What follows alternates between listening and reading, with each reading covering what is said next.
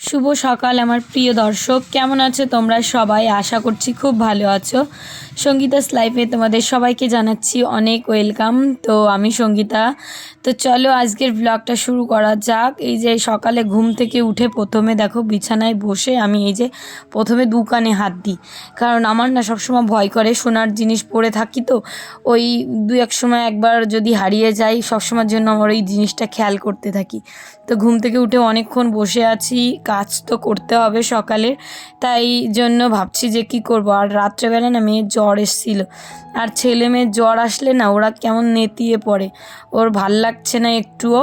তো ওকে নিয়ে একটু আদর করছি, গায়ের সঙ্গে মিশিয়ে ধরে রাখছি, দেখছি যে ভীষণ গাটা গরম আছে।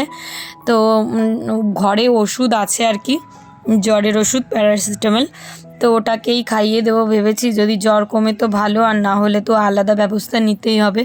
তো মেয়েটার অবস্থা খুব শোচনীয় লাগছে, ভালো লাগছে না, ওর মাথায় যন্ত্রণা, তাই বলছে মা আমার একদমই ভালো লাগছে না, তাই আমি ওকে একটু আদর করে নিচ্ছি।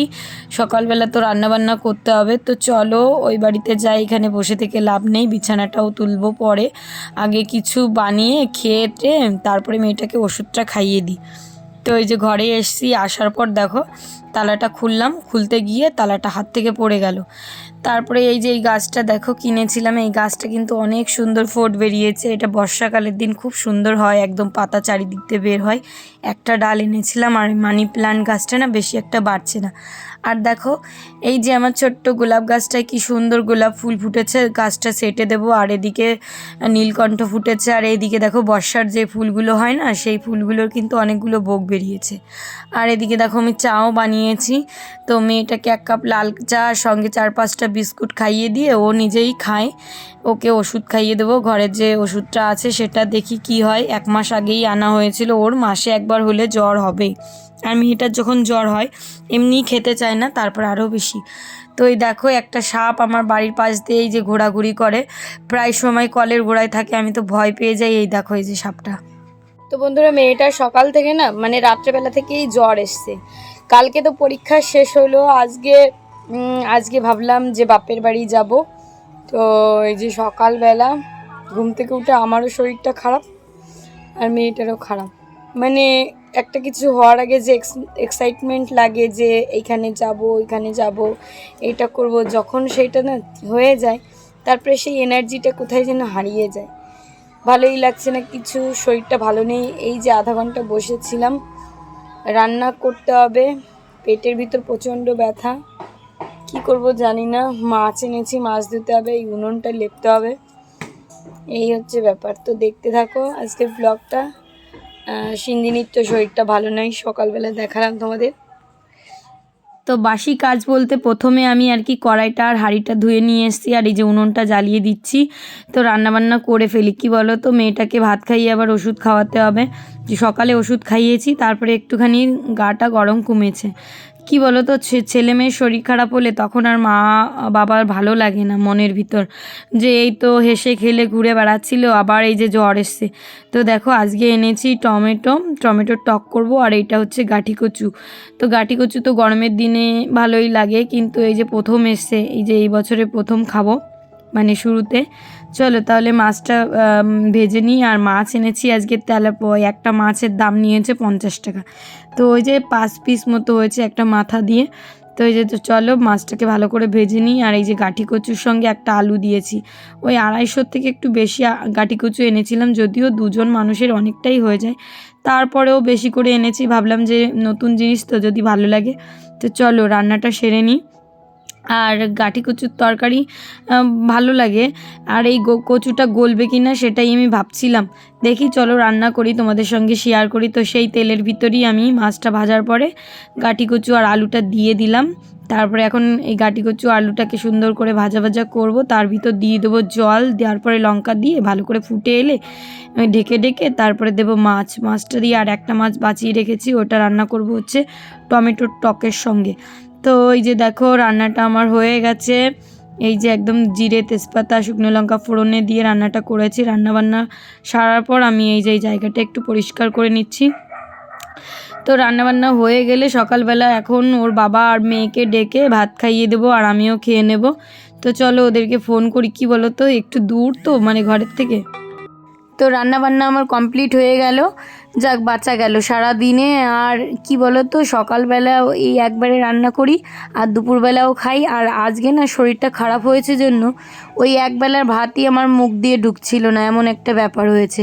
তো যে বাসনগুলো আছে ওগুলো মেজে নেবো। আর তোমাদের দেখিয়ে দিই কী কী রান্না করলাম। এই দেখো গাঁঠি কচু দিয়ে তরকারি, আর এইখানে আছে টমেটোর টক, এই 2 রকম। আর এই যে সঙ্গে দুধটা এখন জাল দিতে বসাবো। তার আগে দেখো এই হাঁড়িটা না মাজা হয়নি, এই যে সেই হাঁড়িটা, এটা মেজে এখন দুধটাকে বসিয়ে দিই।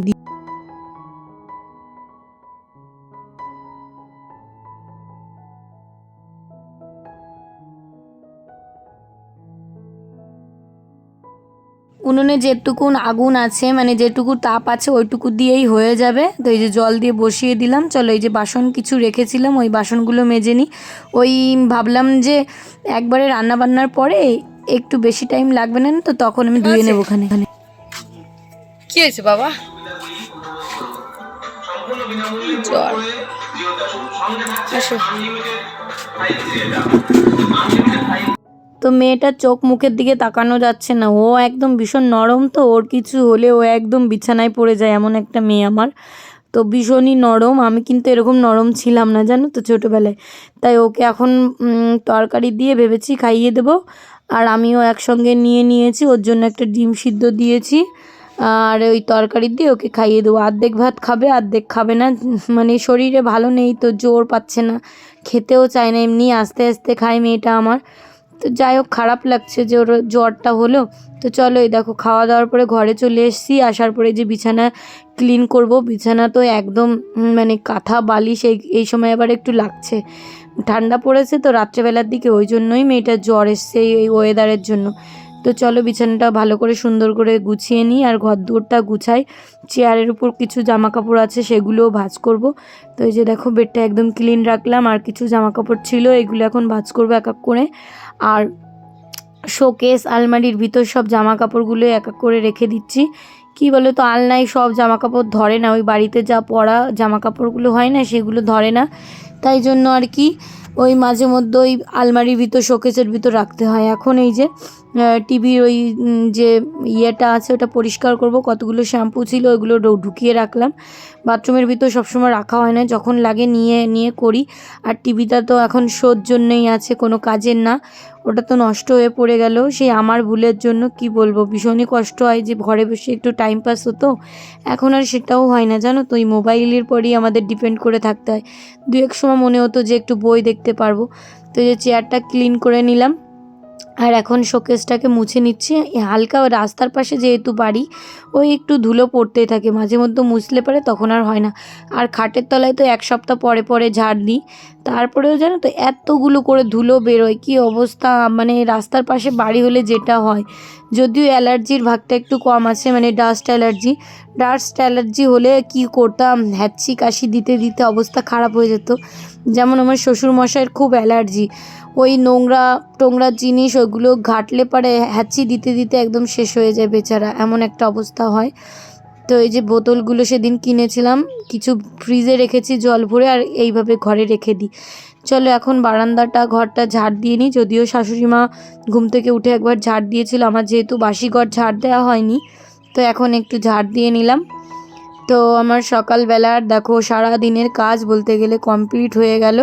এখন ঘরটা দেখো কি সুন্দর করে ক্লিন করে নিয়েছি।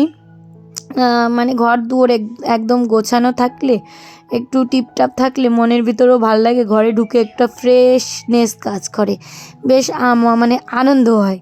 তো ওই যে দেখো গুছিয়ে নিয়েছি, এখন আর কোনো ঝামেলা নেই। এখন একটুখানি শুয়ে পড়বো, তারপরে আবার মেয়েটার তো শরীর ভালো না, তার ভিতর দেখো মাথার চুল তো গেছে, মানুষের ক্যান্সার হলে চুল একটাও থাকে না, আমার হয়েছে সেই অবস্থায়, একটাও চুল নেই। আর চলো পয়লা বৈশাখে কী কী জামাকাপড় কেনাকাটি করলাম সেটাও তোমাদের সঙ্গে শেয়ার করি। এই দেখো এই জামাটা আর প্যান্টটা কাকিমা দিয়েছে, মানে আমার কাকি শাশুড়ি আমার মেয়েকে, তো পয়লা বৈশাখ উপলক্ষে। তো আগেই দিয়েছে, জামাটা কেমন হয়েছে অবশ্যই কিন্তু কমেন্ট করে জানিও। আমার কাছে তো খুব ভালো লেগেছে, কালারটা এত সুন্দর, আর সিনজিনি তো পরিষ্কার, ওকে পরলে ভালো লাগবে, যদি একটু গায়ে পায়ে হতো আরও ভালো লাগতো। তো আর একটা দিয়েছে ওর হচ্ছে পিসি মানে আমার শাশুড়ির বোনের মেয়ে পাঠিয়েছে সিঞ্জিনির জন্য। এই দেখো জামাটা, জামাটা একটু বেশ বড় বড় হয়েছে, ভালো সুন্দর জামা আর প্যান্টটা হয়েছে। তো এটা দেখিয়ে দিল। আর এইটার ভিতর আছে একটা শাড়ি, শাড়িটা দিয়েছে সিঞ্জিনির পিসি মানে ওই তো মাসির মেয়ে আর কি। তো এটা দিয়েছে আমার শাশুড়ি মাকে। তো এটাও তোমাদের সঙ্গে দেখিয়ে দিলাম, অ্যাশ কালারের, খুব সুন্দর। এই শাড়িগুলো না বেশ ভালো লাগে, ব্লাউজ যদি এরকম কাটিয়ে এর সঙ্গে পরা হয় এত সুন্দর লাগে দেখতে। তো মেয়েটা নিয়ে এখন দেখাচ্ছে তোমাদের। এখন আর কি একটু জ্বরটা কম আছে, তাই জন্য একটু মানে ভালো আছে। আবার একটু পরে জ্বর আসবে, মানে বাচ্চাদের ওই 3-4 বেলা জ্বর না, মানে 3বার আসবে ওষুধ খাওয়ানোর পরেও। দেখো বন্ধুরা, এই যে আমার শাশুড়িমা দিয়েছে ইঁচড় আর মাংস দিয়ে রান্না করেছে, তো মেয়েকে এখন খাওয়াবো, তাই ভাবলাম নিয়ে আসি, ওকে একটু দেবো আর আমরা একটু খাবো। চলো ওকে খাইয়ে দিই, ওর নাকি খিদে পেয়েছে। তো তারপরে দেখো মেয়েটাকে এখন স্নান করিয়ে খাওয়াতে বসেছি। স্নান করানো আমার অনেক আগে হয়ে গেছে, ওই ইঁচড় দিয়ে খাইয়ে দিচ্ছি। আর একটা ডিম সেদ্ধ দিয়েছিলাম। আর এদিকে দেখো পিঁপড়ে তার খাবার জোগাড় করছে। আর এদিকে দেখো সেই মাসি শাশুড়ি এসেছিলো জামা কাপড় দিতে, মানে উনি আর কি মিষ্টি নিয়ে আসছিলো। তো এই যে মিষ্টি আমি একটা খেয়েছি আর দুটো আমার হাজব্যান্ডের জন্য রেখেছি, এখনও রয়েছে, ওকে দিতে হবে। আমি তো ভুলেই গেছি, এডিট করতে এসে মনে পড়লো। যাই হোক,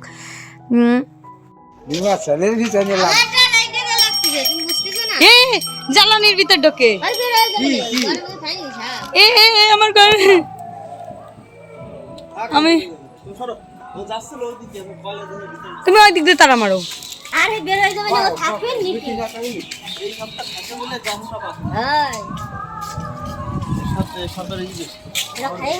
এই জ্বালানির পালার ভিতর সাপ ঢুকলো বাবারে। তো দেখো বন্ধুরা, ছাদের পর চলে এসেছি আর প্রায় সন্ধ্যা লেগে গেছে, 6টার বেশি, মানে 6টা বাজতে গেল। তো এই দুপুরবেলা তো স্নান করার পর যে জামা কাপড়গুলো ধুয়েছিলাম সেগুলোই, আর আমাদের গ্রামে একটা মহোৎসব হচ্ছে, তো ভেবেছি যাব কি না, শরীরটাও ভালো নেই।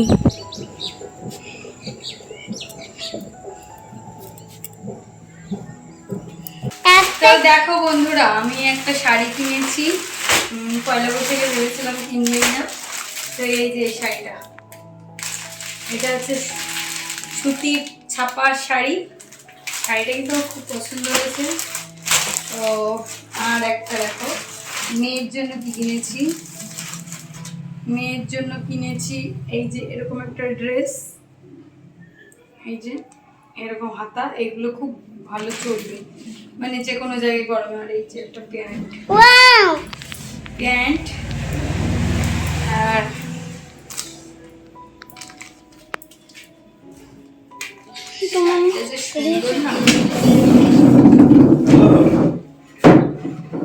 শব্দ করে না, গুরু গুরু গুরু ভিডিও দাঁড়া আমি একটু দেখাচ্ছি। শাড়িটা তো দেখলে কেমন একটু কমেন্ট করে জানিও, দাঁড়াও তোমাদের একটু খুলে দেখাই, তাহলে তোমরা বুঝতে পারবে। দেখো তো শাড়িটা কেমন, ভেরি নাইস। হ্যাঁ ভেরি নাইস বলেছে, সত্যি কিন্তু এটা আমার জন্য ভালো হয়েছে। তুমি আর যাই না কিন্তু, কনে যাচ্ছ? আর এখানে দাদা সিনিকদের ড্রেসটা দেখাই, ছোট্ট কিউট সিনিক। আর এই যে সিনিক ডোর প্যান্ট দুটো, ওয়াও কত কিউট হয়েছে।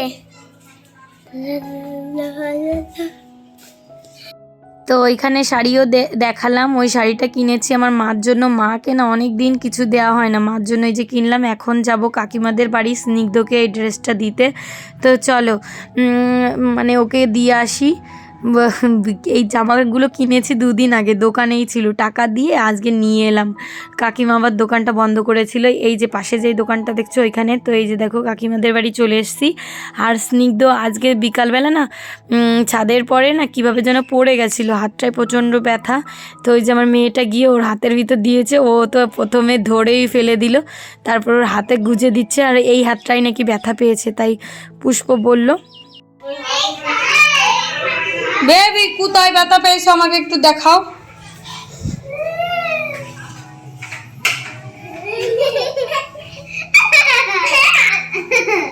বাহ বাহ বাহ, মানে কবলে সিন্দিনী হাত দিস না, হাত দিস না। বাইরে জিনিস ভাবছি যে এতটা গরম পড়েছিল, তার ভিতর এখন একটা স্বস্তির সময়, মানে কি গরমটা কোথায় যেন চলে গেছে। এই সময়গুলো যদি থাকতো কি ভালোই না লাগতো। আর তার থেকে মেন কথা, কালকে রাত্রিবেলা কি বলতো, আমি না একটা বাজে স্বপ্ন দেখেছি। কি বলবো, কচ্ছপের স্বপ্ন দেখা না ভালো না, জানো তো। তো কচ্ছপের স্বপ্ন দেখলে শরীর খারাপ হয়। তো রাত্রেবেলা দেখেছি আমার মেয়ে কচ্ছপ আনতে বলেছে। এবার কচ্ছপ আনতে বলেছে জন্য আমি দেখি কি 4টে মতো কচ্ছপ আমি কিনছি। এবার ওই স্বপ্নটা দেখার পরে রাত্রেবেলায় মেয়ের জ্বর চলে এসছে, সকালবেলা গা গরম, 2বার ওষুধ খাওয়ানো লাগলো। তো আমি একটা জিনিস বুঝতে পারি না, যে আমি যদি কোনো মানে ধরো একটা সিরিয়াস কিছু স্বপ্ন দেখে ফেলি না, সেই স্বপ্নটা খেটেই যায়। এটা আমার ক্ষেত্রে মানে ম্যাক্সিমাম টাইমই হয়। কোনো দিনও এমন হয় না যে স্বপ্নের জিনিস আমি পরবর্তীতে রাত্রেবেলা দেখলাম, দিনের বেলা একটা আমার পথ দিয়ে যায়, না হলে কারো পথ দিয়ে যাবেই, এরকম হয়। তোমাদের কারো কারো কি হয় কি না সেটা কমেন্ট করে জানিও তো, কারণ আমার সঙ্গে সব দিনই হয়। ধরো যেমন স্বপ্নের অনেক রকমের রুল থাকে, যেমন তুমি যদি মাছের স্বপ্ন দেখো, ধরো বড় বড় সাদা সাদা খোলস মানে আঁশযুক্তওয়ালা মাছ, তাহলে তোমার কাছে টাকা পয়সা থাকবে। তারপরে তুমি যদি পটি গু এইসবের স্বপ্ন দেখো, তাহলে তুমি টাকা পয়সা আসবে। সত্যি এগুলো দেখলে পরের দিন সেটাই আমার সঙ্গে খেটে যায়। এবার তোমাদের সঙ্গে কি এটা হয় সেটাই আমি জানতে চাইছি। তো দেখো আমি এখন বসে আছি ছাদে, ভাবছি যে ছাদের গাছগুলোয় জল দেবো। আর এই গাছগুলো দেখো কি অবস্থা হয়েছে, এই গাছগুলো না উঠাতে হবে। তো এখানে না এক ধরনের ফুল গাছ আছে, এই যে দেখো এই যে এই ফুল গাছগুলো অন্য রকমের ফুল গাছ। তো এই ফুল গাছগুলো এইখানে হয়েছে, বর্ষাকালের দিন ফোটে না, বেশ ভালো লাগে। তো এমন জায়গায় লাগিয়েছি, ফুল গাছগুলো পরিষ্কার না করলে আবার ড্রাগন গাছটা নষ্ট হয়ে যায়। তো চলো এখন নিচে যাই। তোমাদের স্বপ্নে কিছু দেখা দিলে সেটা কি খাটে পরের দিন, কিংবা কারোর ক্ষেত্রে খাটে যেটা তোমার চোখের সামনে কিন্তু ভাসবে, এরকম কি হয়? তাহলে কিন্তু কমেন্ট করে জানিও। আমি ভীষণ অধীর আগ্রহে বসে আছি তোমাদের কমেন্ট জানার জন্য। আমার ক্ষেত্রে হয়, খারাপ হোক ভালো হোক কিছু না কিছু ঘটবেই, যেটা যদি ভালো দেখি ভালো ঘটবে, খারাপ দেখলে খারাপ ঘটবে, এরকমই হয়। তো এরকম অনেকগুলো দিক আছে বলো কিন্তু। তো চলো আর তোমাদের আরেকটা জিনিস দেখিয়ে দিই, তারপর ভিডিওটা শেষ করি। ড্রাগন গাছগুলো একদম লম্বা লম্বা উপরে উঠে গেছে, এইগুলোই তো আর কিছু দিনের ভিতর ফল দেবে। এখান থেকে কেটে দেবো। তোমরা যারা ড্রাগন গাছ লাগিয়েছো অবশ্যই কিন্তু আগার এইগুলো কেটে দেবে। আর এই যে দেখো এইখানে দেখো এই যে ফাঙ্গাস ধরে গেছে, এর জন্য কি করতে হবে জানো তো, একটু শ্যাম্পু জল একটা কিছুর ভিতর গুলিয়ে যদি গাছগুলো স্প্রে করা হয়, তাহলে এই দাগগুলো কিন্তু চলে যায়। এগুলো কিন্তু ফাঙ্গাস, খুব বাজে জিনিস। তো তোমাদের একটা নতুন টিপস দিয়ে দিলাম। আর আমি কিছুদিনের ভিতর আমার ড্রাগন গাছের পরিচর্যা নিয়ে একটা ভিডিও বানাবো, চাইলে কিন্তু চ্যানেলটিকে সাবস্ক্রাইব করে পাশে থেকো, তাহলে অনেক টিপস জানতে পারবে। আর চলো ব্লগটা পর্যন্ত রাখছি। যদি ভালো লাগে লাইক করো, কমেন্ট করো, চ্যানেলটিকে সাবস্ক্রাইব করো। সবাইকে টাটা, বাই বাই।